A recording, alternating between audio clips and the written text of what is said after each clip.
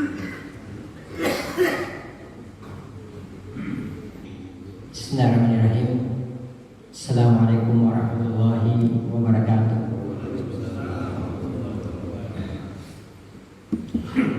Innal hamdalillah nahmaduhu wa nasta'inuhu wa nastaghfiruh wa na'udzu billahi min shururi anfusina wa min sayyiati a'malina. May yahdihillahu fala mudilla lahu wa may yudlilhu fala hadiya lahu. Wa asyhadu an la ilaha illallah wa asyhadu anna Muhammadan abduhu wa rasuluhu la nabiyya wa la rasula ba'dah.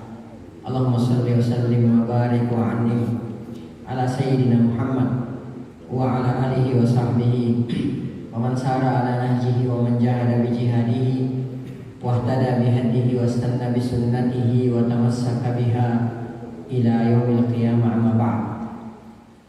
Fa inna ahsanal kalami kitabullah wa khairal hadi hadi Muhammadin sallallahu alaihi wasallam wa syarrul umuri muhdatsatuha fa inna kulla muhdatsatin bid'ah wa inna kulla bid'atin dhalalah wa kulla dhalalatin finnar, ay kama qala Rasulullah sallallahu alaihi wasallam. Tsumma amma ba'd. Bapak dan Ibu sidang jamaah salat subuh, a'azzani Allah wa iyyakum. Seperti biasa, sebelum kajian ini kita mulai, mari sejenak kita memanjatkan puji dan syukur kehadirat Allah Subhanahu wa taala, yang mana sampai pada subuh hari yang sangat berbahagia ini Allah Subhanahu wa taala masih senantiasa memberikan kepada kita berbagai macam karunia dan kenikmatannya. Di antaranya nikmat kesehatan, nikmat kesempatan dan waktu luang, dan yang terbesar adalah nikmat Islam, nikmat iman, nikmat taufik, nikmat hidayah, nikmat sunnah serta nikmat tauhid. Sehingga dengan seluruh nikmat inilah kita sampai pada detik ini masih bisa melaksanakan berbagai macam bentuk ketaatan kepada Allah Subhanahu wa taala, masih bisa melaksanakan sunnah Nabi kita yang mulia Nabi Muhammad sallallahu alaihi wasallam. Dan yang terpenting adalah bahwa sampai pada kesempatan kita kali ini kita masih bisa melaksanakan berbagai macam kewajiban-kewajiban kita sebagai seorang muslim, sebagai seorang muslimah. Di antaranya melaksanakan sholat subuh secara berjamaah, alhamdulillah. Lalu kemudian dilanjutkan dengan talabul ilmi syar'i. Rasulullah sallallahu alaihi wasallam bersabda, talabul ilmi faridatun ala kulli muslim, bahwa menuntut ilmu itu adalah merupakan kewajiban bagi setiap muslim laki-laki dan muslim perempuan.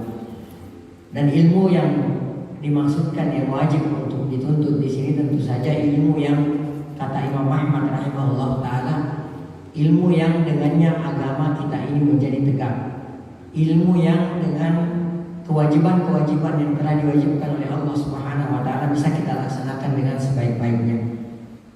Nabi kita Nabi Muhammad sallallahu alaihi wasallam juga bersabda, "Idza marartum bi riyadil jannati farta'u." Apabila kalian melewati taman-taman surga, farta'u, maka singgahlah kalian, maka mampirlah kalian, kata Rasulullah SAW. Maka para sahabat bertanya, "Ma riyadul jannah?" Apa yang dimaksudkan dengan riyadul jannah? Kata Rasulullah SAW, "Hilaqul dzikri." Halaqah zikir atau majelis ilmu. Kemudian selanjutnya tak lupa pula salam dan salawat semoga senantiasa tercurahkan atas junjungan Nabi besar kita Nabi Muhammad sallallahu alaihi wasallam, yang mana beliau yang telah membawa kita, yang telah menuntun dan mengeluarkan kita dari gelap dan pekatnya alam jahiliyah menuju kepada terangnya alam Islam yang sempurna. Bapak dan Ibu sidang jamaah salat subuh rahimani wa rahimakumullah taala jami'an. Sebelum kajian ini kita mulai, terlebih dahulu saya mau mengingatkan kepada pribadi saya sendiri dan kepada Bapak dan Ibu azza wa iyyakum bahwa saat ini kita masih berada di salah satu bulan haram. Saat ini kita masih berada di bulan Muharram, salah satu bulan yang diagungkan, bahkan sangat diagungkan dan sangat dimuliakan oleh Allah Subhanahu wa taala. Allah Subhanahu wa taala berfirman dalam Al-Qur'an surah Taubah ayat 36, "Inna iddatasyhuri 'indallah 12 syahra." Bahwasanya bilangan bulan-bulan tersebut di sisi Allah Subhanahu wa taala ada 12 bulan. fi kitabillah, dalam ketetapan Allah Subhanahu wa taala, yauma khalaqas samawati wal arda, sejak Allah Subhanahu wa taala menciptakan langit dan bumi. Minha arba'atun hurum. Kata Allah Subhanahu wa taala, di antara 12 bulan tersebut ada 4 bulan-bulan haram. Ada 4 bulan-bulan haram kata Allah Subhanahu wa taala. Dan Nabi kita Nabi Muhammad sallallahu alaihi wasallam merinci atau menjelaskan kepada kita 4 bulan-bulan haram tersebut. Kata Rasulullah sallallahu alaihi wasallam, "Az-zamanu kadistadara kahiyatihi." Zaman itu beredar sesuai dengan keadaannya. Yauma khalaqas samawati wal arda, sejak Allah Subhanahu wa taala menciptakan langit dan bumi. Minha arba'atun hurum. Kata Rasulullah, di antara 12 bulan tersebut ada 4 bulan-bulan haram.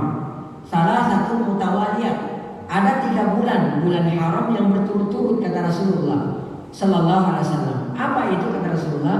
Yang pertama adalah Dzulqa'dah, yang kedua adalah Dzulhijjah, dan yang ketiga adalah Muharram.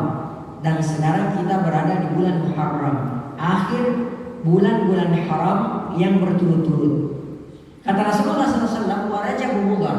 Adapun bulan Rajab Mudhar, bulan Rajab disandarkan kepada kabilah, salah satu kabilah di Arab yang namanya kabilah Mudhar. Rasulullah mengatakan wa Rajab Mudhar, adapun Rajabnya bulan Mudhar. Kenapa bulan Rajab disandarkan kepada Mudhar, dinisbatkan kepada Mudhar? Karena ternyata kata para ulama, karena secara umum ya semua kabilah yang ada di Arab itu sangat mengagungkan bulan Rajab. Akan tetapi terkhusus yang namanya kabilah Mudhar, mereka lebih mengagungkan, lebih memuliakan, lebih menghormati bulan Rajab. Akhirnya bulan Rajab pun disandarkan kepada kabilah Mudhar. Kata Rasulullah wa Rajab Mudhar. Adapun bulan Rajab Mudhar, kata Rasulullah, baina Jumadah wa Sya'ban, terletak di antara bulan Jumadah dan bulan Sya'ban. Ya. Nah, Bapak dan Ibu azza-jalla wa iyyakum, kita sekarang berada di bulan Muharram. Ya, dan sebentar lagi kita akan meninggalkan bulan Muharram. Di bulan Muharram ini, ya, seluruh amalan yang kita lakukan, seluruh kebaikan yang kita lakukan, seluruh amal soleh yang kita lakukan dilipat gandakan ganjarannya oleh Allah Subhanahu wa taala. Pahalanya dilipat gandakan oleh Allah Subhanahu wa taala. Jadi, keberadaan kita di majelis ilmu, sholat berjamaah, diawali dengan sholat berjamaah, lalu kemudian mengikuti majelis ilmu, itu berbeda ketika kita lakukan nanti di bulan Safar. Pahalanya berbeda. Kalau di bulan Safar dan seterusnya sampai kemudian bulan Sya'ban, ya itu pahalanya biasa. Akan tetapi di bulan Muharram ini pahala dilipat gandakan oleh Allah Subhanahu wa taala. Maka demikian pula halnya sebagaimana segala kebaikan yang kita lakukan di bulan Muharram ini akan dilipat gandakan ganjarannya oleh Allah Subhanahu wa taala, maka seluruh kezaliman yang kita lakukan di dalam bulan Muharram ini juga akan dilipat gandakan ganjarannya, kesalahannya, dosanya oleh Allah Subhanahu wa taala. Oleh karenanya, di ayat yang sama, di surah yang sama atau ayat 36, Allah Subhanahu wa taala mengakhiri dengan mengatakan, "Fala tadlimu fihinna anfusakum." Jangan sekali-sekali kalian menggolimi diri kalian di bulan-bulan haram tersebut, terutama di bulan Muharram ini. Jadi sudah ditegaskan oleh Allah. Jadi bukan berarti ketika kita nanti keluar dari bulan-bulan haram ini, bukan berarti kita boleh melakukan kezaliman, enggak. Akan tetapi lebih ditekankan lagi, jangan melakukan kezaliman apapun di bulan-bulan Muharram, di bulan-bulan haram, terutama di bulan Muharram ini. Karena kenapa? Ganjarannya, kesalahannya, dosanya dilipat gandakan oleh Allah Subhanahu wa taala. Dan bulan Muharram ini, kata Rasulullah sallallahu alaihi wasallam, afdalus syuhur, seutama-utama bulan ba'da Ramadan, setelah bulan Ramadan adalah syahrullah, bulannya Allah Subhanahu wa taala, tad'unahu Muharram, yang kalian sebut sebagai Muharram. Perhatikan Bapak dan Ibu, a'azzanillahu wa iyyakum. Tidak ada satu bulan pun yang dinisbatkan, yang disandarkan kepada Allah Subhanahu wa taala kecuali bulan Muharram. Rasulullah katakan syahrullah, bulannya Allah. Kalau bulan Rajab itu disandarkan kepada kabilah Mudhar, wa Rajab Mudhar, Rajabnya Mudhar.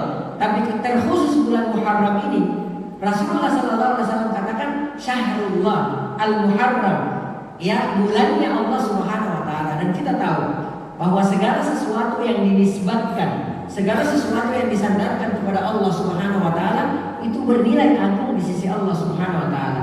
Oleh karenanya kita lanjutkan, Rasulullah bersabda, wa afdalus syuhur, ya, atau wa afdalul ashhur, seutama-utama bulan adalah Syahrullah al-Muharram. Setelah bulan Ramadan tentunya adalah bulan Muharram ini, ya. Dan kata Rasulullah sallallahu alaihi wasallam, wa afdalus siyam, seutama-utama puasa ba'da Ramadan, setelah bulan puasa Ramadan yang kita lakukan adalah Syahrullah Muharram, adalah berpuasa di bulan Muharram, bulannya Allah Subhanahu wa taala. Oleh karenanya sekali lagi saya mengajak kepada Bapak dan Ibu azani Allah wa iyyakum, mari kita melaksanakan, ya, atau mari kita mengoptimalkan, memaksimalkan diri kita melakukan kebaikan-kebaikan, amalan-amalan soleh di akhir-akhir bulan Muharram ini, karena segala macam kebaikan yang kita lakukan di bulan ini akan dilipat gandakan ganjarannya oleh Allah Subhanahu wa taala. Bapak dan Ibu azani Allah wa iyyakum, kita hidup di dunia ini, tentu saja kita semua sepakat bahwa kita hidup di dunia ini tidak terlepas dari ujian, tidak terlepas dari cobaan, ya. Bahkan Bapak dan Ibu azani Allah wa iyyakum, kematian dan kehidupan diciptakan oleh Allah Subhanahu wa taala sebagai ujian bagi kita. Dalilnya mana? Ya, tentu kita semua sudah hafal ayat ini. Al-Qur'an surah Al-Mulk ayat 2. Allah Subhanahu wa taala berfirman, "Allazi khalaqal mauta wal hayata." Ya, dialah Allah Subhanahu wa taala yang menciptakan kematian dan kehidupan. Gunanya untuk apa? Liyabluwakum, untuk menguji kalian semua. Jadi kematian dan kehidupan diciptakan oleh Allah Subhanahu wa taala adalah liyabluwakum, untuk menguji kita semua, adalah sebagai bahan ujian bagi kita semua. Ayyukum ahsanu amala, siapa di antara kalian, kata Allah Subhanahu wa taala, yang terbaik amalan-amalannya. Ya. Bahkan Bapak dan Ibu azani Allah wa iyyakum, Allah Subhanahu wa taala menciptakan langit dan bumi ini sebagai ujian. Ya, siapa di antara kita yang terbaik atau yang paling baik amalan-amalannya.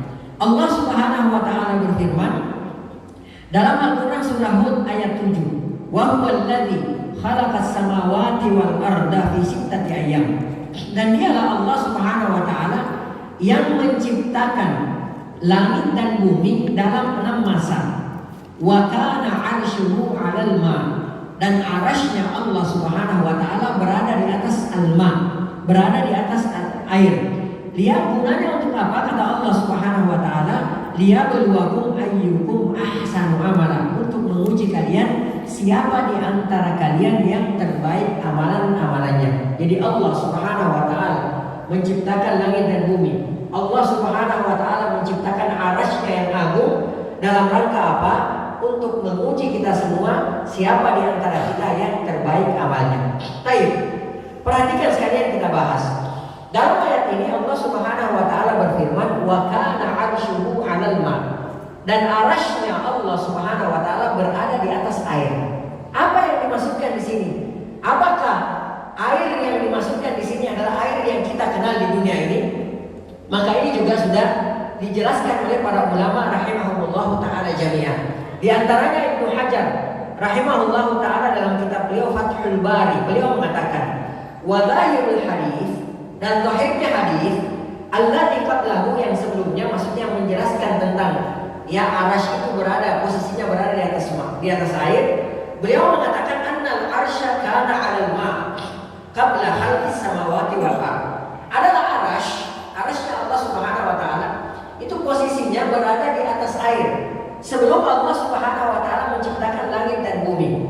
Kata beliau selanjutnya, wa yujma'u, dan disepakati bi annahu lam yazal 'alal ma, disepakati bahwasanya arasy Allah Subhanahu wa taala masih berada di atas air.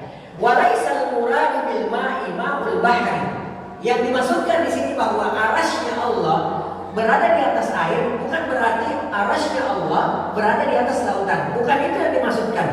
Bal huwa ma'un tahtal arsy, akan tetapi yang dimaksudkan di sini al-ma adalah air yang berada posisinya di bawah arasy. kama sya'allahu ta'ala, sebagaimana yang dikehendaki oleh Allah Subhanahu wa taala. Ibnu Abbas radhiyallahu taala anhu, Ibnu Mas'ud radhiyallahu taala anhu itu pernah menjelaskan bahwa jarak antara langit dunia dengan langit selanjutnya itu jaraknya sejauh 500 tahun perjalanan. Ya, jadi kita berjalan hari ini non-stop, 500 tahun kemudian jarak kita sampai di situlah jarak antara langit dunia dengan langit selanjutnya. Ya, demikian pula seterusnya, langit kedua dan ketiga jaraknya 500 tahun perjalanan. Demikian selanjutnya sampai ke langit ketujuh. Ya, dan langit ketujuh, dari langit ketujuh menuju kepada kursinya Allah Subhanahu wa taala itu jaraknya antara 500 tahun perjalanan. Kemudian kursinya Allah Subhanahu wa taala ke al-ma, yang dimaksudkan di sini tadi al-ma, air, itu jaraknya 500 tahun. Kemudian di atas al-ma arasy-Nya Allah Subhanahu wa taala. Ya. Nah, subhanallah, saya pernah membaca sebuah tulisan di internet kalau tidak salah. Itu subhanallah, yang disebut di luar angkasa sana itu ada dikatakan oleh para ilmuwan al-ma, ada air di situ. Ya, wallahu taala alam bisawab, apakah ini yang dimaksudkan atau tidak, wallahu a'lam. Ya, yang jelas Allah Subhanahu wa taala mengatakan wa kana 'arshuhu 'alal ma', dan adalah arasy-Nya Allah Subhanahu wa taala itu berada di atas al-ma, berada di atas air. Dan al-ma, air di sini yang dimaksudkan kata Ibnu Hajar rahimahullah taala bukan di atas lautan, akan tetapi al-ma, air yang berada di bawah arasy-Nya Allah Subhanahu wa taala. Baik. Bapak dan Ibu azan Allah wa iyyakum, maka kita pasti akan diuji oleh Allah Subhanahu wa taala. Karena ujian bagi seorang mukmin itu, ujian bagi seorang muslim itu adalah sebuah keniscayaan. Ya, ujian bagi kita semua adalah merupakan sebuah kepastian. Allah Subhanahu wa taala berfirman dalam Al-Qur'an surah Al-Baqarah ayat 155, "Wala nabluwannakum bi syai'in minal khauf." Kata Allah Subhanahu wa taala, perhatikan, di sini Allah Subhanahu wa taala mempergunakan kata wala nabluwannakum. Ya, ada nun at-taukid di situ. Kalau yang tahu bahasa Arab pasti paham. Allah Subhanahu wa taala berfirman wala nabluwannakum. Ada nun at-taukid di situ. Ini menunjukkan penegasan. Kalau kita mau terjemahkan wala nabluwannakum artinya pasti. Pasti dan pasti kami akan menguji kalian, kata Allah Subhanahu wa taala. Dengan apa? Kata Allah Subhanahu wa taala, bisyai'in minal khauf, sedikit ketakutan. Ya. Jadi jangan kita berharap bahwa kita akan terbebas dari ketakutan, tidak. Karena itu adalah merupakan ujian Allah Subhanahu wa taala. Siapapun dari kita pasti akan merasakan yang namanya ketakutan. Ya, sedikit atau banyaknya pasti akan merasakan yang namanya ketakutan. Karena ternyata Allah Subhanahu wa taala sudah menegaskan bahwa kami pasti akan menguji kalian dengan sedikit ketakutan. Yang pertama. Yang kedua, walju, ya, dan sedikit rasa lapar. Siapapun dari kita tidak selamanya akan kenyang perutnya. Suatu saat pasti akan merasakan sedikit kelaparan. Karena itu adalah merupakan ujian dari Allah Subhanahu wa taala. Wa naqsin minal amwal, dan kekurangan harta. Tidak semua dari kita kelebihan harta. Bahkan orang yang kelebihan harta pun ada saatnya dia akan kekurangan harta. Karena kenapa? Ini adalah merupakan salah satu ujian kehidupan kita. Ya, dan selanjutnya wal anfusi, dan kehilangan jiwa. Ya, siapapun dari kita pasti akan kehilangan seseorang yang yang dicintainya. Ya, apakah seorang istri kehilangan suaminya? Apakah seorang suami kehilangan istrinya? Apakah seorang ayah kehilangan anaknya? Apakah seorang anak kehilangan ayahnya? Demikian seterusnya. Intinya, kata Allah Subhanahu wa taala, kalian pasti akan diuji dengan kehilangan orang yang kalian cintai. Wasamarat, dan yang terakhir, dan kalian pasti akan diuji dengan apa? Dengan kekurangan buah-buahan. Baik. Kemudian Allah Subhanahu wa taala juga berfirman dalam Al-Qur'an surah Ali Imran ayat 186. Allah Subhanahu wa taala berfirman, "La tublawunna fi amwalikum wa anfusikum." Sungguh, kata Allah Subhanahu wa taala, kalian pasti akan diuji pada harta-harta dan diri-diri kalian. Ya, ini penegasan dari Allah bahwa pasti kita akan mendapatkan ujian pada harta-harta kita. Ya, ada saatnya seseorang melambung, ya, hartanya banyak, usahanya maju, bisnisnya maju, ya, karirnya melonjak, ya, karirnya menanjak. Akan tetapi ada saatnya nyungsep, ya, ada saatnya kita diuji dengan harta kita, ya, harta kita habis, usaha kita bangkrut, ya, jabatan kita menurun misalnya dan lain sebagainya. Ya, wa anfusikum, dan pada diri kalian, wala tasma'unna minal ladzina utul kitaba min qablikum, dan pasti kalian akan mendengarkan, engkau akan mendengarkan, ya, dari orang-orang yang diberikan kitab Alkitab sebelum engkau, sebelum kalian, wa minal ladzina asyraku, dan orang-orang yang mensyirikkan Allah Subhanahu wa taala, adzan katsira, gangguan yang sangat banyak. Ya, jadi ini diantara ujian kita, Bapak dan Ibu azanillahu wa iyyakum, bahwasanya kita akan diuji, ya, dengan perkataan yang tidak enak, gangguan-gangguan berupa ucapan dari orang-orang ahli kitab sebelum kita, ya, yang diberikan kitab sebelum kita, dan juga akan mendapatkan ujian dari orang-orang yang mensyirikkan Allah Subhanahu wa taala. Baik.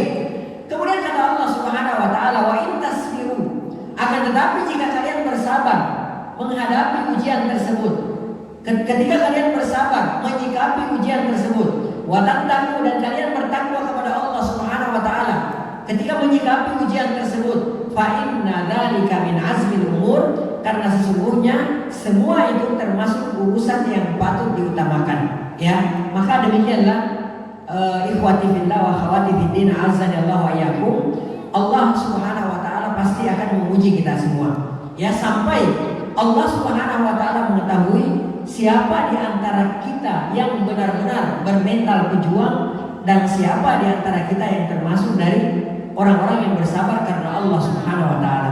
Allah Subhanahu wa taala berfirman dalam Al-Qur'an surah Muhammad ayat 31, "Wala nabluwannakum." Ya, jadi perhatikan di banyak ayat ketika Allah Subhanahu wa taala hendak menjelaskan kepada kita bahwa kita akan diuji oleh Allah, maka kebanyakan ayat tersebut mempergunakan, ya, lafaz dengan mempergunakan nun at-taukid, menunjukkan, ya, penegasan bahwasanya kita benar-benar akan diuji oleh Allah Subhanahu wa taala. Jadi kita jangan bermimpi, jangan berharap bahwa kita akan terbebas dari ujian. Ya, di ayat ini Allah Subhanahu wa taala mengatakan wala nabluwannakum, kami pasti akan menguji kalian, hatta na'lamal mujahidina minkum was-sabirin, sampai kata Allah Subhanahu wa taala kami benar-benar mengetahui siapa di antara kalian yang benar-benar bermental pejuang dan yang sabar di jalan kami, kata Allah Subhanahu wa taala. Oleh karenanya, ya, Bapak dan Ibu azanillahu wa iyyakum, ujian adalah merupakan konsekuensi dari pengakuan kita sebagai seorang mukmin. Ya, karena kita mengaku sebagai seorang mukmin, maka konsekuensinya adalah pasti kita akan diuji oleh Allah Subhanahu wa taala. Ya, seorang gak mungkin seorang yang mengklaim dirinya sebagai seorang mukmin lalu kemudian dia dibiarkan oleh Allah Subhanahu wa taala begitu saja tanpa diuji oleh Allah Subhanahu wa taala. Dalam Al-Qur'an surah Al-Ankabut ayat 2, Allah Subhanahu wa taala berfirman, "Ahasiban nasu an yutraku an yaqulu amanna." Apakah manusia menyangka, apakah manusia mengira bahwa mereka akan dibiarkan begitu saja berkata amanna, kami beriman kepada Allah Subhanahu wa taala, wa hum la yuftanun, sementara mereka belumlah diuji oleh Allah Subhanahu wa taala. Ya, karena ada di antara kita yang mengklaim dirinya sebagai orang-orang yang beriman, akan tetapi tidak mau diuji oleh Allah Subhanahu wa taala. Tidak ridho kalau diuji oleh Allah Subhanahu wa taala, tidak ikhlas ketika mendapatkan ujian dari Allah Subhanahu wa taala. Bahkan Bapak dan Ibu azanillahu wa iyyakum, mustahil bagi kita, mustahil bagi seorang muslim bisa melenggang memasuki surganya Allah Subhanahu wa taala sebelum diuji terlebih dahulu di dunia ini. Allah Subhanahu wa taala berfirman dalam Al-Qur'an surah Al-Baqarah ayat 214, "Am hasibatum an tadkhulul jannah?" Apakah kalian menyangka, apakah kalian mengira bahwa kalian bisa memasuki surganya Allah Subhanahu wa taala? Walamma ya'tikum mathalul ladzina khalau min qablikum, sementara belumlah datang ujian kepada kalian seperti ujian yang datang kepada orang-orang sebelum kita. Masathumul ba'sa wad dharra, yang mana orang-orang sebelum kita mereka ditimpa malapetaka, mereka ditimpa kesengsaraan, wazulzilu, bahkan mereka diguncangkan oleh Allah Subhanahu wa taala, hatta yaqula rasul walladzina amanu ma'a, sampai karena kerasnya goncangan yang datang dari Allah Subhanahu wa taala, saking kerasnya ujian yang diberikan kepada mereka, hatta yaqula rasul walladzina amanu ma'a, sampai rasul dan orang-orang beriman yang bersama dengan mereka, yang bersama dengan rasul tersebut berkata, mata nasrullah, kapan turunnya pertolongan Allah Subhanahu wa taala. Kata Allah Subhanahu wa taala, ala inna nasrallahi qarib, ketahuilah bahwasanya pertolongan Allah Subhanahu wa taala sangatlah dekat. Jadi Bapak dan Ibu azza wa jalla, ketika kita diuji oleh Allah Subhanahu wa taala, ya, dan kita merasa bahwa kita sudah berada di puncak ujian yang kita alami, maka ketahuilah, maka yakinlah bahwa sebentar lagi pertolongan Allah Subhanahu wa taala akan turun. Ya, karena di puncak segala sesuatu itu akan ada turunnya. Ya, di puncak penderitaan yang kita alami, puncak ujian yang kita alami, maka sebentar lagi pertolongan Allah Subhanahu wa taala akan diturunkan oleh Allah Subhanahu wa taala.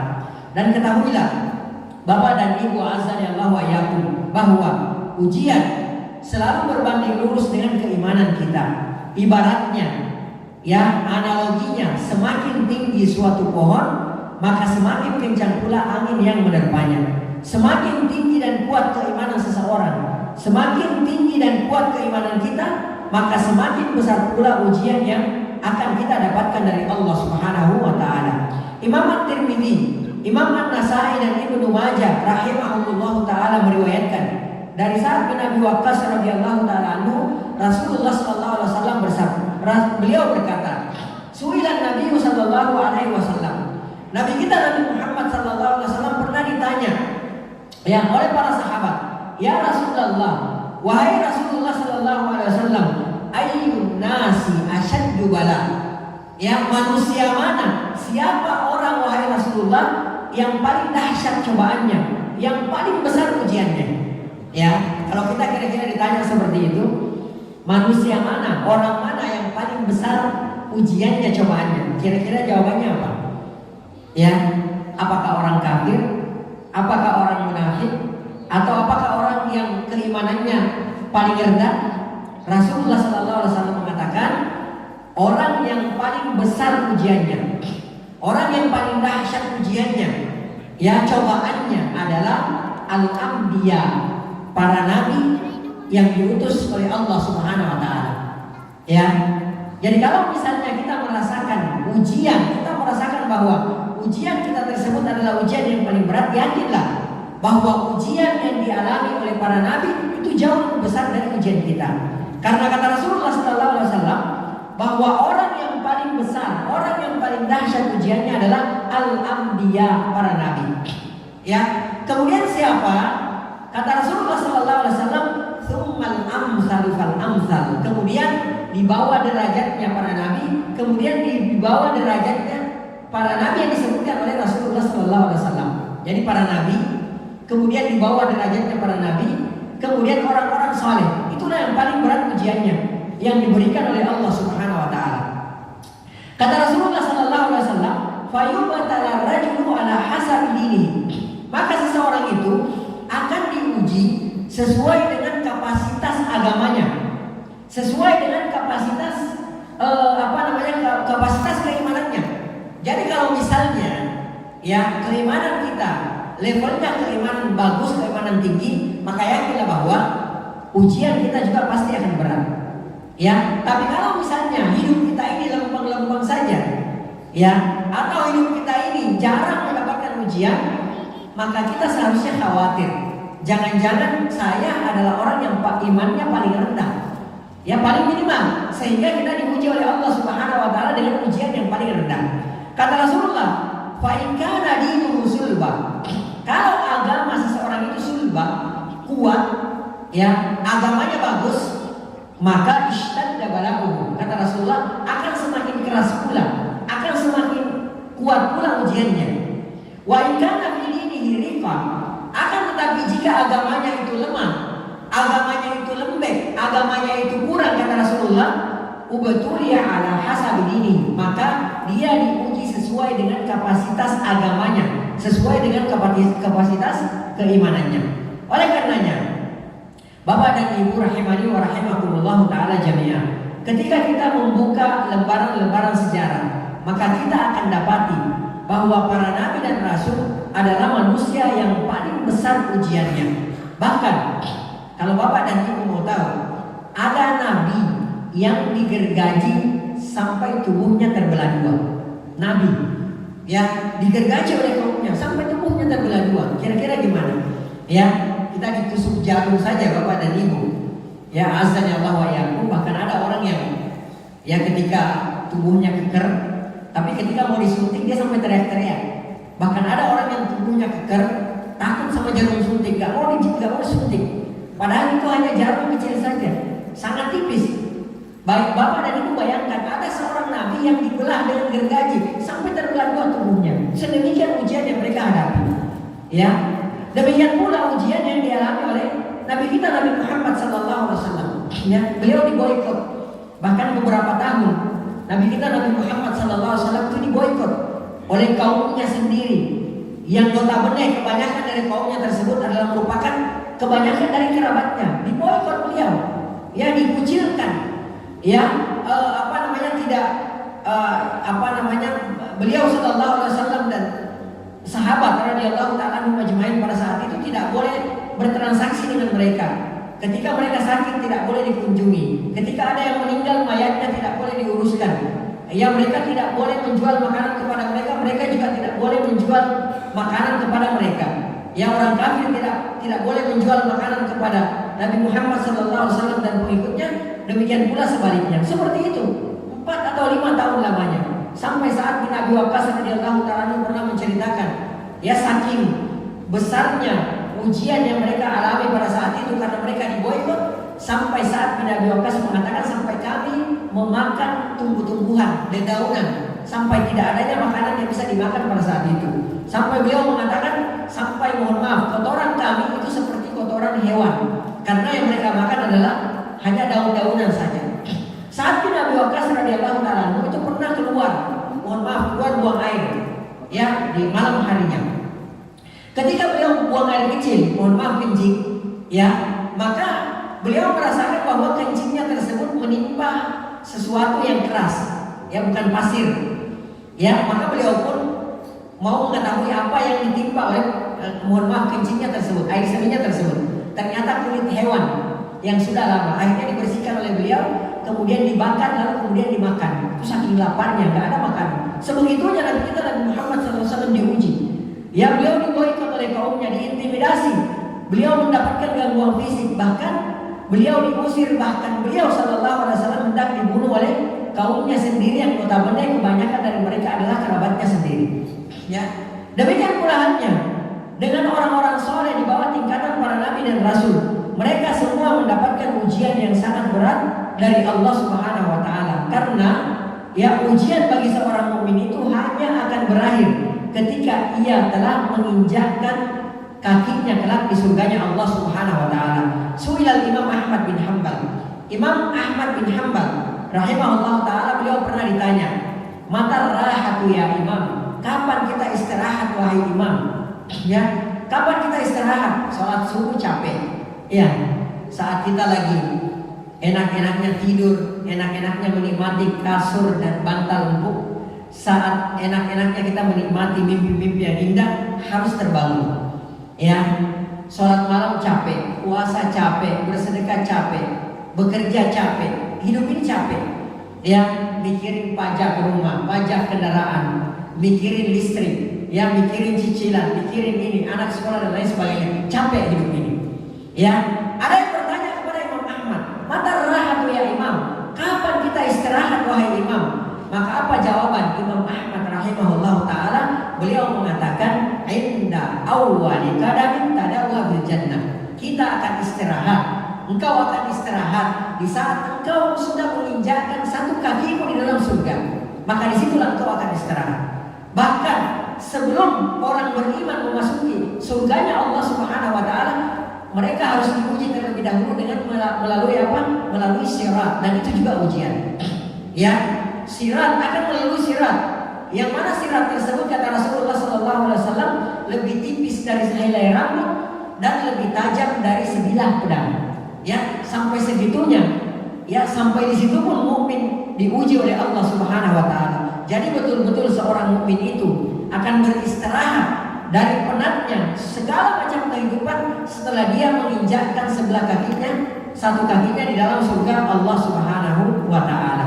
Bapak dan Ibu azanillahu wa iyyakum, ya, mau tidak mau, suka atau tidak suka, sabar atau tidak sabar, Allah Subhanahu wa taala pasti akan menguji kita semua. Ya, terpaksa atau tidak terpaksa, suka atau tidak suka, mau atau tidak mau, Allah Subhanahu wa taala pasti akan menguji kita semua. Ketika kita tidak sabar dan ketika kita tidak ridho atas ketetapan Allah, atas ujian yang diberikan oleh Allah Subhanahu wa taala, maka konsekuensinya kita akan dimurkai oleh Allah Subhanahu wa taala. Ya, sabar tidak sabar, ridho tidak ridho, pasti ujian datang. Pasti kita akan mengalami ujian dari Allah Subhanahu wa taala.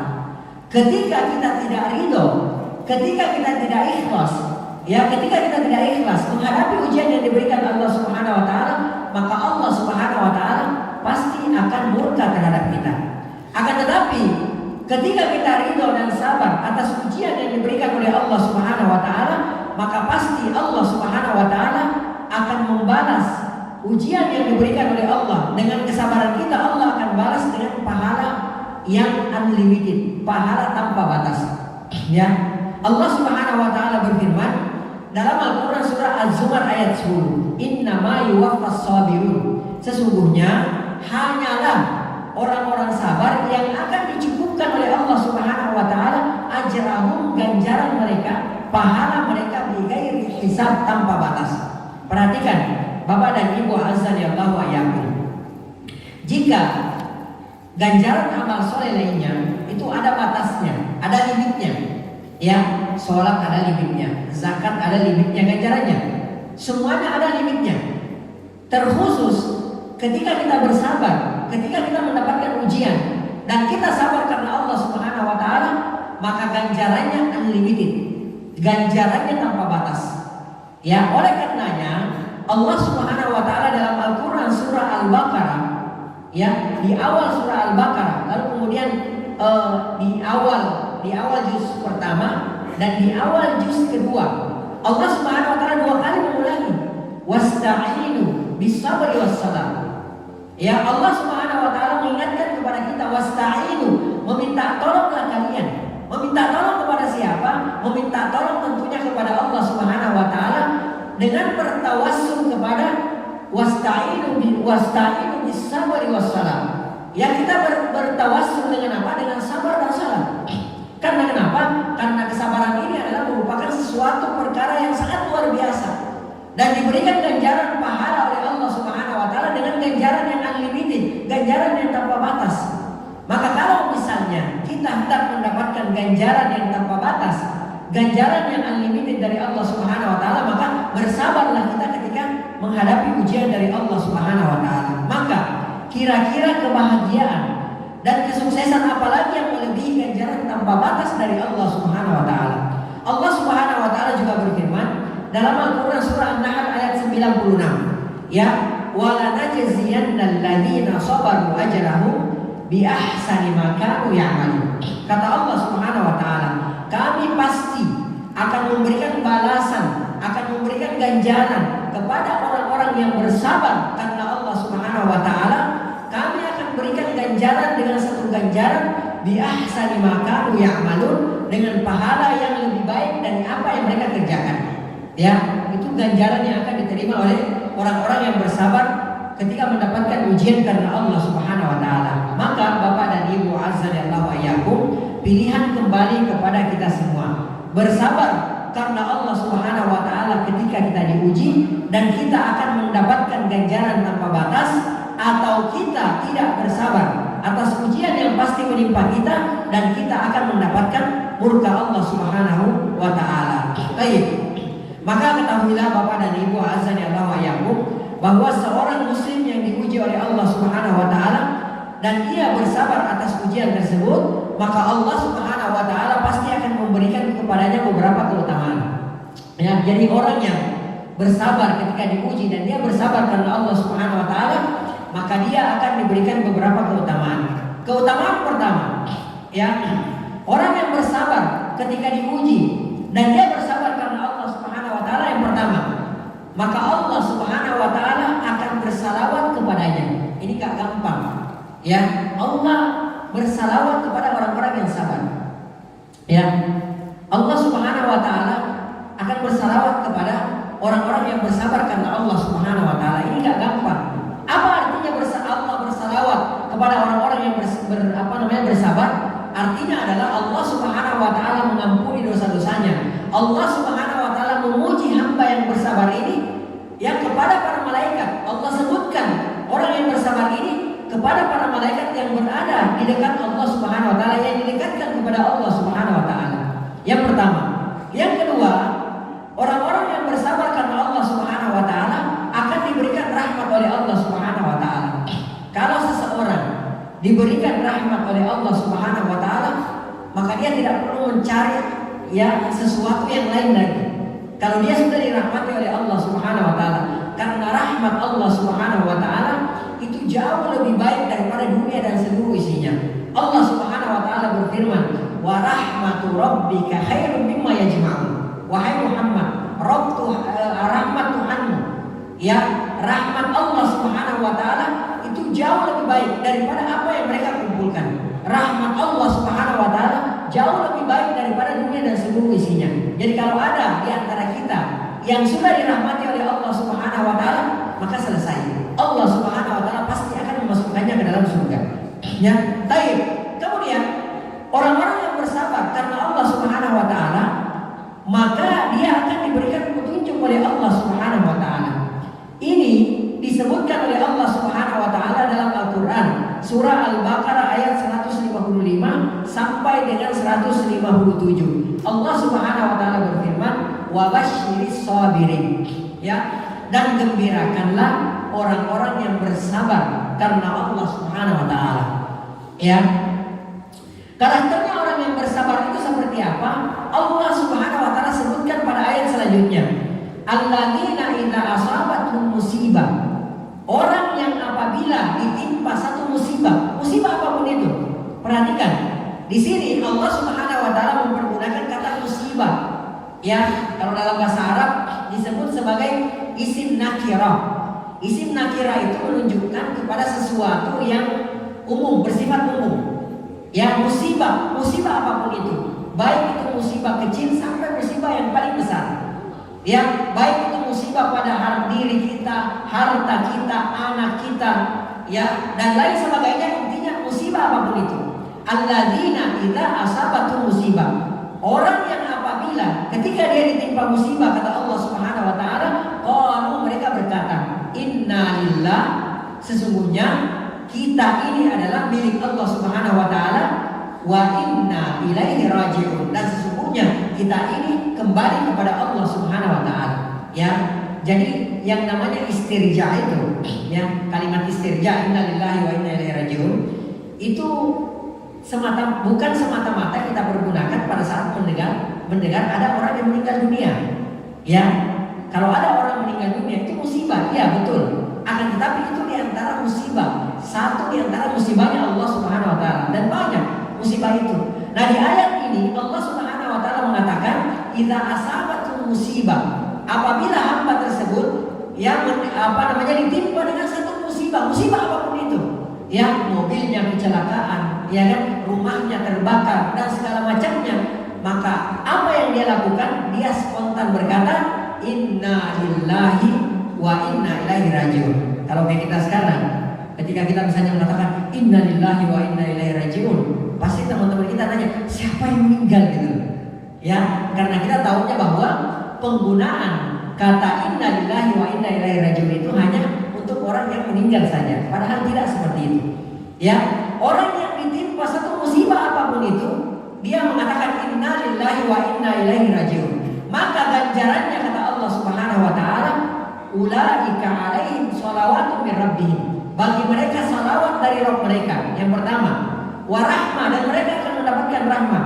Wa ulaika humul muhtadun, dan mereka akan diberikan petunjuk oleh Allah Subhanahu wa taala. Ya, perhatikan Bapak dan Ibu azza wa jalla. Allah Subhanahu wa taala tidak pernah mengumpulkan 3 keutamaan sekaligus dalam satu ayat kecuali dalam ayat ini. Ya. Jadi dalam ayat ini Allah gabungkan 3 keutamaan sekaligus. Ulaika alaihim salawatun min rabbihim. Mereka akan mendapatkan salawat dari Rabb mereka. Wa rahmah, mereka akan mendapatkan rahmah. Wa ulaika humul muhtadun, dan mereka akan diberikan petunjuk oleh Allah Subhanahu wa taala. 3 keutamaan dalam satu ayat. Dan ini tidak pernah ada dalam satu ayat seperti ini yang Allah Subhanahu wa taala turunkan. Ya, dan ini hanya diperoleh oleh orang-orang yang ketika dia ditimpa musibah dia bersabar dan dia mengatakan, yang mengucapkan kalimat istirja, inna lillahi wa inna ilaihi rajiun. Ya, dia menyadari bahwa apa yang kita miliki, bahkan jiwa kita sendiri, diri kita sendiri adalah milik Allah Subhanahu wa taala. Karena itu semua adalah milik Allah Subhanahu wa taala, maka kapanpun Allah akan mencabut miliknya tersebut, maka kita serahkan kepada Allah Subhanahu wa taala. Ibaratnya, ya, kalau ada seseorang misalnya yang menitipkan kendaraan kepada kita misalnya. Ya, misalnya, akhi, ana menitipkan kendaraan kepada antum misalnya. Ya, antum kalau mau pakai silahkan, gak ada masalah. Tapi kapan bila ana mau ambil mobil tersebut, kendaraan tersebut, antum harus berikan kepada ana. Maka ketika misalnya si pemilik mobil tersebut mau mengambil dari kita, apakah kita marah-marah? Enggak. Ya, karena kenapa kita sadar bahwasanya yang punya mobil tersebut bukan kita pemiliknya, orang tersebut pemiliknya. Nah, ketika pemiliknya meminta kendaraan tersebut, maka kita harus kembalikan. Maka demikian pula dengan kehidupan ini. Harta kita, anak kita, bahkan jiwa kita, semua yang ada di atas permukaan bumi ini adalah lillah, adalah kepunyaan Allah Subhanahu wa taala. Kapan Allah mau mengambil, maka sikap kita adalah inna lillah wa inna ilaihi rajiun. Baik, ini keutamaan yang pertama. Keutamaan yang kedua, ya, sebesar ujian yang diterima oleh orang yang bersabar, maka sebesar itu pula pahala yang akan disediakan oleh Allah Subhanahu wa taala. Rasulullah sallallahu alaihi wasallam bersabda dalam hadis yang diriwayatkan oleh Imam At-Tirmidzi dari Anas bin Malik radhiyallahu taala anhu, beliau berkata, inna 'idhamal jaza, sesungguhnya besaran daripada balasan atau besarnya ganjaran itu, kata Rasulullah, ma'idhamil bala, berbanding lurus dengan besarnya ujian yang kita hadapi. Ya, jadi semakin sedikit ujian yang kita hadapi, maka semakin sedikit ganjaran yang akan disediakan oleh Allah Subhanahu wa taala. Berbanding lurus. Ya, sama dengan bisnis. Semakin banyak keuntungan yang akan kita dapatkan dari bisnis kita tersebut, maka resikonya juga semakin besar. Analoginya seperti itu. Ya, maka berbahagialah kalau misalnya kita diterah ujian demi ujian, maka berbahagialah kita. Karena itu berbanding lurus. Sebesar ujian yang kita hadapi, maka sebesar itu pula ganjaran yang akan didapatkan oleh hamba tersebut. Oleh karenanya, kenapa para nabi dan orang-orang soleh diberikan ganjaran yang sangat, diberikan ujian yang sangat besar oleh Allah Subhanahu wa taala? Karena mereka akan diberikan ganjaran yang sangat besar oleh Allah Subhanahu wa taala. Baik. Kemudian ada kaidah yang sangat agung dalam syariat kita mengatakan al-jazaa min jinsil amal. Al-jazaa, balasan itu min jinsil amal, sesuai dengan amalan perbuatan. Ini yang kedua. Kemudian keutamaan yang ketiga, orang yang bersabar karena Allah Subhanahu wa taala ketika diuji, maka dia akan mendapatkan cinta Allah Subhanahu wa taala. Ya. Maka ketika kita mendapatkan ujian Bapak dan Ibu, azanillahu wa iyyakum, ujian apapun itu, maka berbahagialah karena kita adalah orang yang dicintai oleh Allah Subhanahu wa taala. Dalilnya mana? Hadis yang datang dari Imam At-Tirmidzi.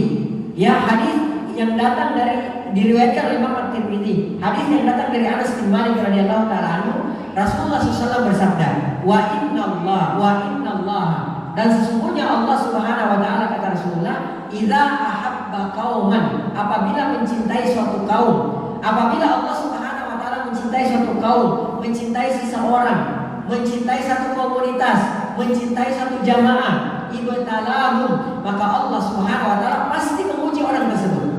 Ya. itu bentuk cintanya Allah Subhanahu wa taala. Pasti diuji. Ya, kita Bapak dan Ibu azanillahu wa iyyakum, ketika kita masih sekolah, ya, ketika kita hendak naik kelas, maka apa yang terjadi? Kita akan melalui ujian terlebih dahulu. Nggak ada orang yang naik kelas lalu kemudian dia tidak mendapatkan ujian. Dan biasanya kalau orang lulus dari ujian tersebut, dia akan naik kelas. Tapi kalau dia tidak lulus dalam ujian tersebut, maka dia tidak akan naik kelas. Ya, kata Rasulullah SAW, wa inna Allah idza ahabba qauman, sesungguhnya Allah Subhanahu wa taala apabila mencintai satu kaum, ibtalahu, maka Allah Subhanahu wa taala pasti menguji kaum tersebut. Faman radiya, maka barang siapa yang ridho dengan ujian yang diberikan oleh Allah Subhanahu wa taala tersebut, falahu ridho, maka baginya ridho dari Allah Subhanahu wa taala. Ya, wa man sakhita, dan barang siapa yang marah, barang siapa yang benci ketika dia mendapatkan ujian dari Allah Subhanahu wa taala, falahu sakhar, maka baginya murka Allah Subhanahu wa taala. Ya, kita pasti diuji. Sabar atau tidak sabar, ridho atau tidak ridho. Kalau kita ridho, Allah akan ridho kepada kita. Tapi ketika kita murka, ketika kita tidak senang dengan ujian yang diberikan oleh Allah Subhanahu wa taala, maka kita akan mendapatkan kemurkaan dari Allah Subhanahu wa taala. Allah Subhanahu wa taala juga berfirman dalam Al-Qur'an surah Ali Imran ayat 146, wallahu yuhibbus sabirin, dan Allah Subhanahu wa taala mencintai orang-orang yang sabar, mencintai orang-orang yang bersabar. Baik. Kemudian selanjutnya keutamaan yang keempat, ujian dari Allah Subhanahu wa taala akan menghapuskan dosa dan kesalahan seorang mukmin yang bersabar karena Allah Subhanahu wa taala. Imam At-Tirmidzi meriwayatkan dari Abi Hurairah radhiyallahu taala anhu, Rasulullah bersabda, "Ma yazalul bala'u bil mu'mini wal mu'minati." Senantiasa ujian akan menimpa seorang mukmin laki-laki dan seorang mukmin perempuan, fi nafsihi wa waladihi wa malihi, pada jiwa, pada diri, anak dan hartanya. Ya, jadi di sini Rasulullah menyebutkan 3 perkara bahwa seorang mukmin itu, baik mukmin laki-laki maupun mukmin perempuan, maka senantiasa dia akan diuji dengan 3 perkara. Yang pertama pada dirinya, apakah dia sakit, ya, apakah terjadi sesuatu pada dirinya. Yang kedua wawaladi, dia akan diuji dengan anaknya. Ya, ada orang yang masya Allah, ya, orang tuanya soleh, nggak pernah ketinggalan sholat berjamaah, sedekahnya luar biasa, tapi subhanallah anaknya bandel, anaknya nggak bisa diatur. Ya, apakah kita bisa memvonis dengan serta-merta bahwa oh si orang tua itu gagal dalam mendidik anaknya? Belum tentu. Ya, tahukah kita bahwa anaknya Nabi Nuh alaihi salatu wassalam, anak Nabi, anak seorang Nabi, anaknya Nabi Nuh alaihi salatu wassalam kafir kepada Allah Subhanahu wa taala. Ya, dan meninggal di atas kekafirannya. Apakah kita katakan bahwasanya Nabi Nuh gagal dalam mendidik anaknya? Enggak. Ya, ini ujian dari Allah Subhanahu wa taala. Istrinya Nabi Nuh, istrinya Nabi Lut, ya, alaihi wassalatu wassalam, mereka semua berada di bawah orang-orang saleh. Istri ini berada di bawah orang saleh, bahkan di antara orang yang paling saleh. Akan tetapi ternyata mereka adalah penghuni neraka. Inilah ujian dari Allah Subhanahu wa taala. Ya, ada seorang suami yang sangat soleh, masya Allah, akan tetapi istrinya tidak bisa diatur. Ini ujian dari Allah Subhanahu wa taala. Ya, kata Rasulullah, hatta yalqallah, sampai dia bertemu dengan Allah Subhanahu wa taala, wa ma alaihi khatiyah, dan dia tidak membawa dosa satupun. Ya, jadi dia diuji pada dirinya, dia diuji pada anaknya, dia diuji pada hartanya, lalu kemudian dia bersabar dengan ujian-ujian tersebut. Maka ketika dia bertemu dengan Allah Subhanahu wa taala, maka dia tidak mendapatkan dosa apapun lagi. Tidak ada lagi dosanya. Karena kenapa? Sudah dihapuskan oleh Allah Subhanahu wa taala dengan ujian yang dia hadapi. Jadi di antara tujuan kita diuji oleh Allah Subhanahu wa taala adalah untuk menghapuskan dosa-dosa kita dan untuk mengangkat derajat kita. Imam At-Tirmidzi dan Imam An-Nasai juga Ibnu Majah rahimahullah taala jami'an meriwayatkan Rasulullah SAW bersabda, "Fama yabrahul bala'u bil 'abdi hatta yatrukahu yamshi 'ala al-ardh." Senantiasa senantiasa ujian akan menimpa seorang hamba sampai kemudian dia akan dibiarkan berjalan di atas permukaan bumi ini, wa ma 'alaihi min khatiyah, dan dia tidak mendapatkan, ya, dia tidak membawa dosa apapun lagi ketika bertemu dengan Allah Subhanahu wa taala. Baik, kemudian keutamaan kelima atau keutamaan terakhir di pertemuan kita kali ini adalah orang yang bersabar ketika mendapatkan cobaan dari Allah Subhanahu wa taala adalah hamba yang diinginkan kebaikan oleh Allah Subhanahu wa taala. Imam Malik, Imam Bukhari, Imam Ahmad, Ibnu Hibban dan An-Nasa'i meriwayatkan dari Abi Hurairah radhiyallahu taala anhu Rasulullah bersabda, "Man yuridillahu bihi khaira." Siapa yang Allah Subhanahu wa taala kehendaki baginya kebaikan, yusib minhu, maka dia pasti akan diuji oleh Allah Subhanahu wa taala. Jadi, percayalah Bapak dan Ibu azza wa jalla, ketika kita diberikan ujian oleh Allah Subhanahu wa taala, maka percayalah bahwasanya Allah Subhanahu wa taala telah menyiapkan ganjaran kepada kita semua dengan ganjaran yang sangat luar biasa besarnya. Tapi semua itu dengan syarat kita harus bersabar, karena Allah Subhanahu wa taala ketika menghadapi ujian-ujian yang diberikan oleh Allah Subhanahu wa taala. Wallahu taala alam bisawab. Ini yang bisa kita sampaikan pada pertemuan kita kali ini, ya. Saya sangat yakin di sana sini terlalu banyak kekurangan, maka apa yang kurang, apa yang salah dari penyampaian saya tadi, Allah dan Rasulnya berlepas diri dari kekeliruan dan kesalahan tersebut. Segala macam kekurangan dan kesalahan adalah semuanya murni dari saya pribadi, dari syaitan dan dari lemahnya ilmu. Yang benar itu semua datangnya dari Allah Subhanahu wa taala. Wallahu taala a'lam bissawab. Barakallahu fikum. Mungkin sebelum kita tutup, mungkin ada di antara bapak atau ibu yang mau bertanya, atau mungkin ada yang mau menambahkan, atau mungkin bahkan ada yang mau dikoreksi, silahkan. Barakallahu fikum. Nah, tafadhal Ustaz. Assalamualaikum warahmatullahi wabarakatuh. Waalaikumsalam warahmatullahi wabarakatuh. Ingin menanyakan tentang cara bersabar ketika Bapak Ustaz sampaikan bahwa 3 perkara yang mana Allah akan memberikan ujian kepada seorang hamba, yaitu dirinya, anak dan harta. Nah, ketika diuji dalam hal anak khususnya, bagaimana cara menerapkan mengaplikasikan sabar menghadapi anak? Ya, tanda kutip misalnya ketika tadi Ustaz sampaikan orang tuanya soleh, rajin beribadah, tapi ketika anaknya susah diatur segala macam. Nah, bagaimana cara mengaplikasikan sabar dalam tangga seperti itu? Baik, Masya Allah. Barakallahu fikum. Pertanyaannya bagus nih. Barakallahu fikum. Ya, yang pertama, apa yang harus kita lakukan? Ya, jika misalnya kita qadarullah diuji oleh Allah Subhanahu wa taala misalnya dengan anak yang tidak soleh, atau dengan kata lain anak yang toleh misalnya, anak yang buruk. Sementara kita sudah berusaha, sudah maksimal, ya, dan kita sudah berusaha mensolehkan diri kita sendiri. Yang pertama, tentu saja yang kita lakukan adalah terus mendoakan anak kita. Itu yang pertama, dan ini yang paling utama. Terus berdoa kepada Allah Subhanahu wa taala. Kenapa doa? Yang pertama, karena doa itu adalah silahul mu'min, adalah merupakan senjatanya orang-orang yang beriman. Ya, senjatanya orang-orang yang beriman itu bukan pedang, ya, bukan pistol, bukan laras panjang dan yang lainnya, bukan. Senjatanya orang beriman itu adalah doa kepada Allah Subhanahu wa taala. Kenapa doa? Karena hanya dengan taufik dari Allah Subhanahu wa taala maka kita bisa mendidik anak kita agar supaya anak kita tersebut menjadi anak yang soleh. Bapak dan Ibu azza wa jalla, jangankan menjadikan anak kita sebagai anak yang soleh, bahkan sampai kita menggerakkan telunjuk seperti ini, kita tidak bisa lakukan tanpa taufik dari Allah Subhanahu wa taala, tanpa pertolongan dari Allah Subhanahu wa taala. Dan ini yang sudah banyak kita lupakan. Apa yang kita lakukan? Berdoa kepada Allah, terus meminta, doakan. Rasulullah SAW pernah bersabda, "Salasu da'awat mustajabah la syakka bihinna." Ada 3 doa yang pasti diijabah oleh Allah Subhanahu wa taala, pasti dikabulkan oleh Allah Subhanahu wa taala.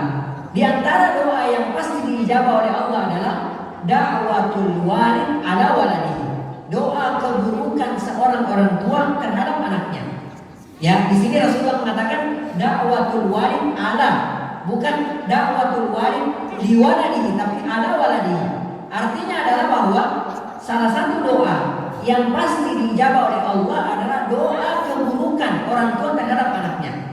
Kalau doa keburukan saja yang seorang orang tua terhadap anaknya diijabah oleh Allah, maka bagaimana lagi jika kita doakan kebaikan untuk anak kita? Maka pasti lebih diijabah lagi oleh Allah Subhanahu wa taala.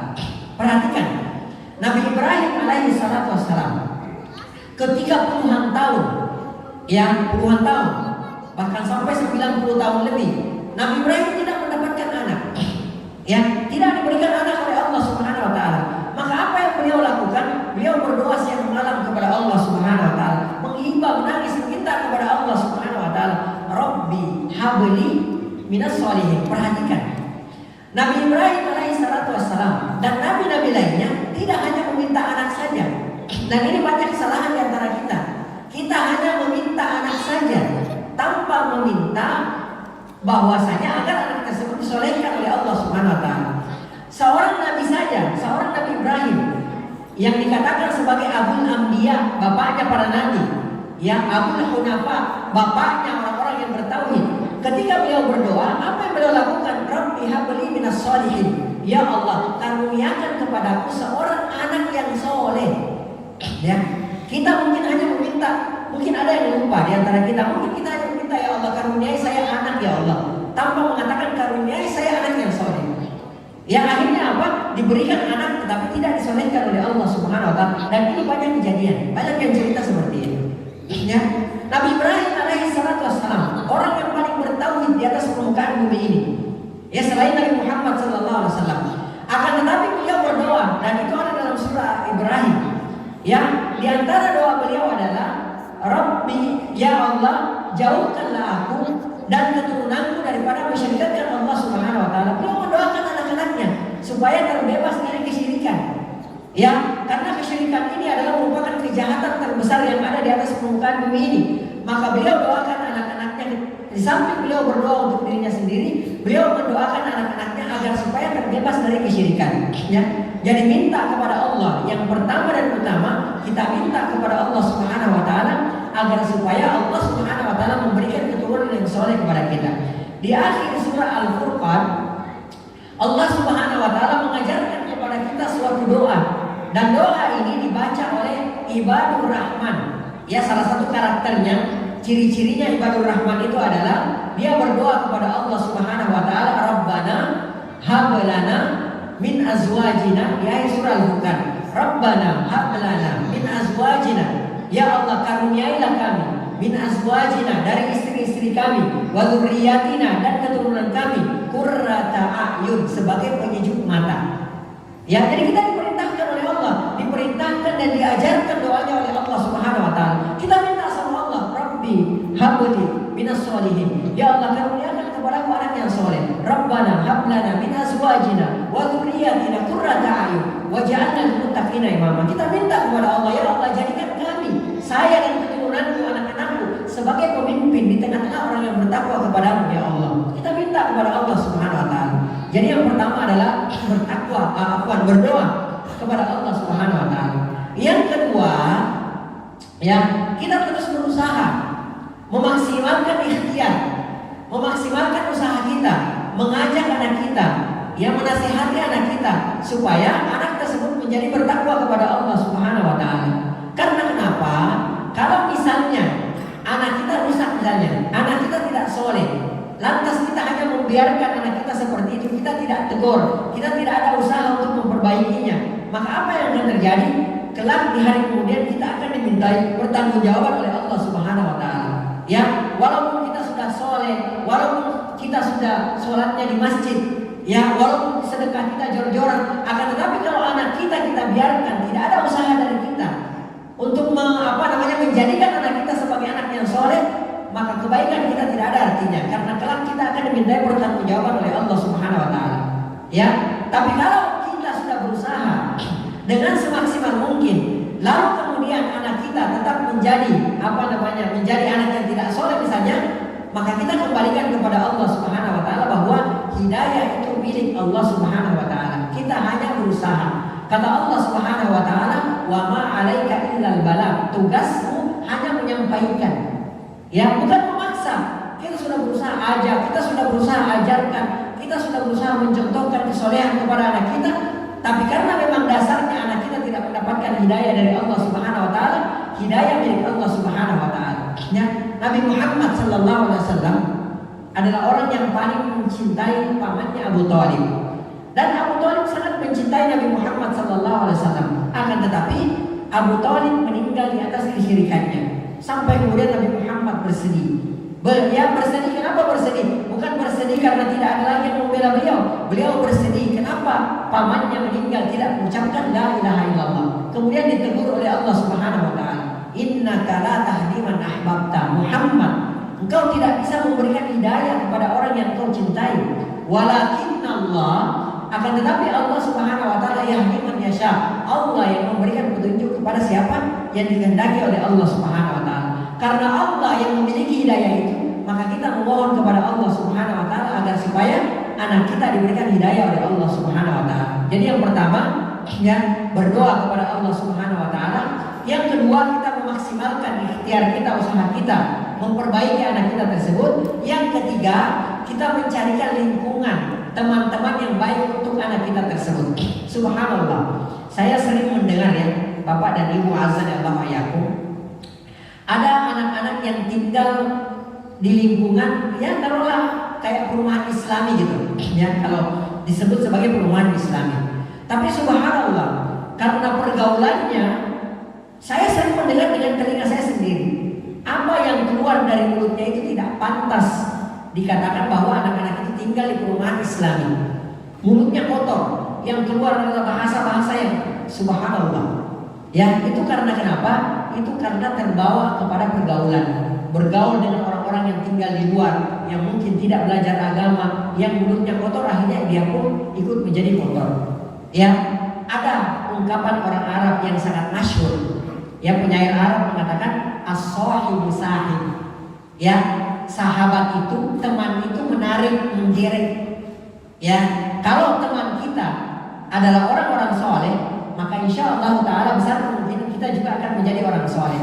Tapi kalau teman kita adalah orang-orang yang rusak, maka besar kemungkinan kita juga akan bisa menjadi rusak. Demikian anak kita, walaupun di rumah kita ajar dengan ajaran-ajaran Islami, akan tetapi kita tidak kontrol, kita tidak pantau siapa teman anak-anak kita tersebut, maka hati-hati.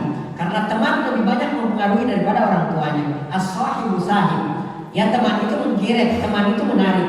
Dia akan menarik, dia akan menularkan kebiasaannya terhadap anak kita. Ya Allah Ta'ala alam bisawab. Ini yang bisa kita lakukan ya, menghadapi anak kita yang qadarullah belumlah menjadi soleh. Kita tidak katakan tidak soleh, tapi belum menjadi soleh. Ya, karena kita tidak tahu bagaimana akhir kehidupan seorang hamba. Boleh jadi ya, anak kita adalah anak yang hari ini mungkin tidak soleh, tapi besoknya adalah anak yang paling soleh. Salaf kita pernah ada satu kejadian. Salah seorang salaf kita itu punya anak yang sangat bandel.